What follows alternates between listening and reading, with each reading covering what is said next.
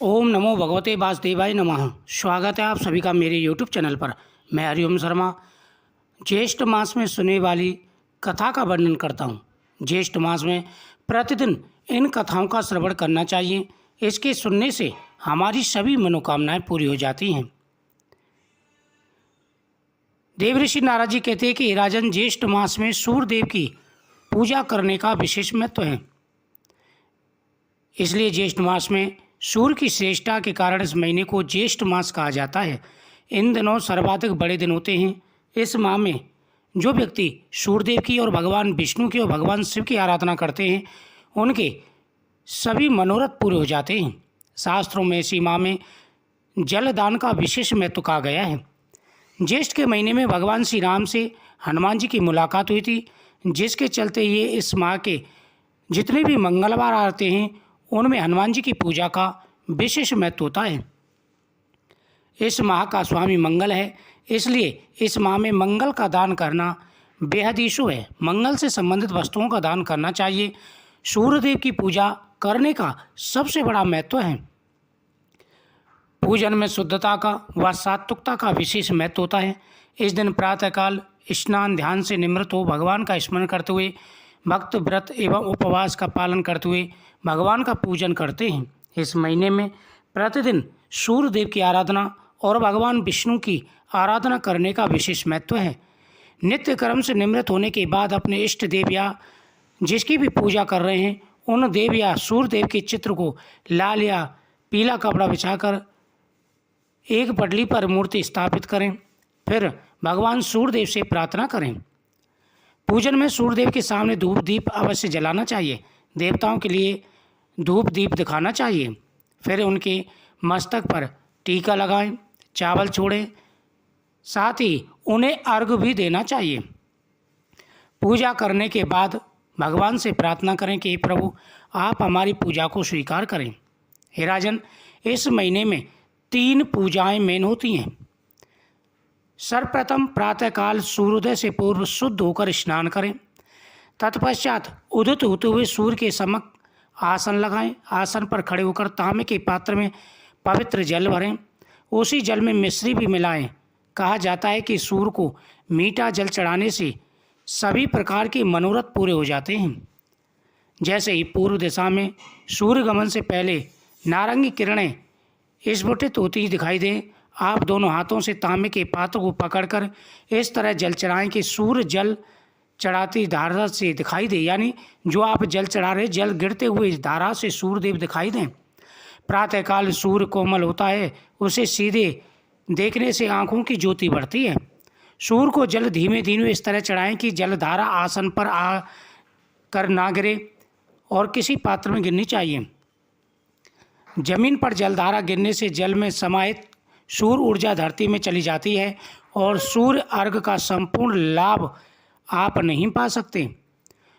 अर्घ देते समय सूर्यदेव के मंत्रों का जाप करें। ओम ह्राम ह्रीम ह्रूम स सूर्याय नमः। ओम ह्रीम ह्रीम सूर्याय सहस्त्र किरणाय मनोवांछित फलम देहि देहि स्वाहा आदि मंत्रों का ध्यान करते हुए भगवान सूर्यदेव को अर्घ देना चाहिए।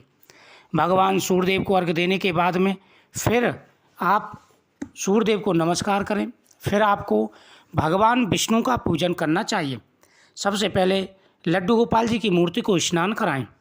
स्नान कराने के बाद में स्नान का जो जल है वह मस्तक पर धारण करना चाहिए, वह जल पीना चाहिए और पूरे घर में वह जल छिड़कना चाहिए।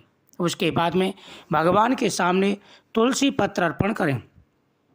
ओम नमो भगवते वासुदेवाय नमः मंत्र का जाप करते हुए भगवान के सामने तुलसी पत्र अर्पण करें और भगवान गोविंद से प्रार्थना करें कि हे गोविंद, आप हमारे ऊपर अपनी कृपा दृष्टि बनाए रखें। उसके बाद में जब आप भगवान के सामने तुलसी पत्र अर्पण कर दें, फिर भगवान को नैवेद्य अर्पण करना चाहिए। भगवान के सामने नैवेद्य अर्पण करें, फिर प्रभु से प्रार्थना करते हुए दीपदान करना चाहिए। माता लक्ष्मी और गोविंद भगवान से प्रार्थना करें कि हे गोविंद, आप हमारे ऊपर अपनी कृपा दृष्टि बनाए रखें। हे राजन, जो व्यक्ति नियम पूर्वक सूर्यदेव और भगवान कृष्ण का पूजन करते हैं उनके जाने अनजाने किए गए सारे पापों का नाश हो जाता है। वह व्यक्ति पवित्र होकर के हर प्रकार का सुख भोग कर अंत में वैकुंठ धाम को जाते हैं।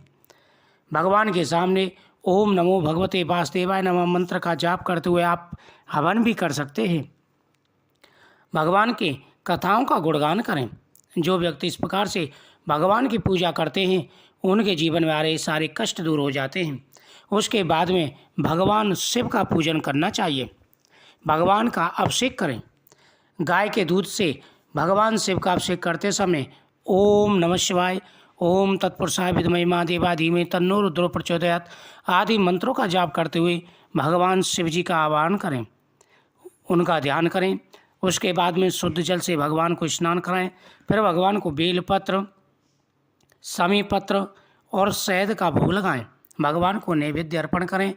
इस प्रकार से प्रतिदिन ज्येष्ठ मास में पूजन करना चाहिए। ज्येष्ठ मास में दान का भी विशेष महत्व होता है। यह है गर्मी का महीना होता है, तो इसमें जल दान का विशेष प्रबंध करना चाहिए। जिस रास्ते पर लोग आते जाते हों, अगर उस रास्ते पर जल का प्रबंध किया जाए और जितने भी व्यक्ति उस जल को पीते हैं, जो जल दान करता है उसको करोड़ों गुना लाभ मिलता है। उनके ऊपर सदा ही भगवान की कृपा बनी रहती है।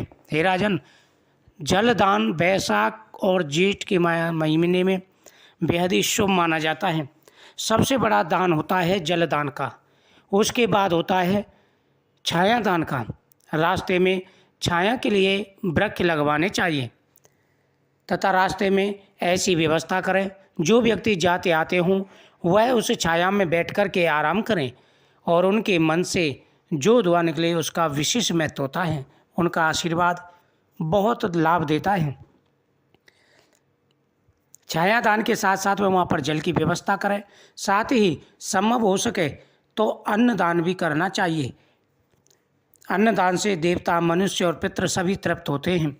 अन्नदान करने वाले की साथ साथ पीढ़ियों का उद्धार हो जाता है और सभी वैकुंठ लोक में वास करते हैं। इसलिए प्रत्येक मनुष्य को जलदान और अन्नदान अवश्य करना चाहिए। जो व्यक्ति जेठ मास में छायादान, अन्नदान और जलदान करते हैं तथा सूर्यदेव, भगवान कृष्ण और भगवान शिव की पूजा करते हैं, वह देवता के भी पूजनीय हो जाते हैं। सभी देवता भी उनका पूजन करते हैं। जो महिलाएं ज्येष्ठ मास में निम्न बातों का ध्यान रखती हैं उनके घर में साक्षात माता लक्ष्मी का और नारायण का वास होता है। हे राजन, घर पर आए हुए अतिथि का कभी भी तिरस्कार नहीं करना चाहिए। जो महिला घर पर आए हुए अतिथि का तिरस्कार करती हैं उन्हें बहुत बड़ा दंड मिलता है। इसलिए कभी भी घर पर आए हुए अतिथि का कभी भी तिरस्कार ना करें, किसी से अपशब्द ना बोलें। साथ ही घर में साफ सफाई का विशेष रूप से ध्यान रखें। प्रतिदिन सूर्यदेव को अर्घ्य दें और घर के मेन दरवाजे पर भी जल डालना चाहिए। घर में गंगा जल छिड़कना चाहिए और घर के मंदिर में साफ सफाई का विशेष रूप से ध्यान रखें। ज्येष्ठ मास में जो भी दान पुण्य किए जाएं और भगवान की नियमित रूप से पूजा की जाए तो उसका विशेष लाभ मिलता है। स्वयं भगवान ने भी अपने मुखारबिंद से वैशाख मास और जेठ मास में अन्नदान, जलदान का विशेष महत्व कहा गया है। जो व्यक्ति ज्येष्ठ मास में इन उपायों को करते हैं, पूजा करते हैं, उनके ऊपर कभी भी कोई अशुभ छाया नहीं रहती तथा भगवान का आशीर्वाद सदा ही बना रहता है। तो मुझे उम्मीद है आपको ये जानकारी बहुत ही अच्छी लगी होगी। इस कथा को ज़्यादा से ज़्यादा सुनें, वीडियो को ज़्यादा से ज़्यादा शेयर करें तथा चैनल को सब्सक्राइब करें। कमेंट में ओम नमः शिवाय जरूर लिखें। ओम नमः शिवाय।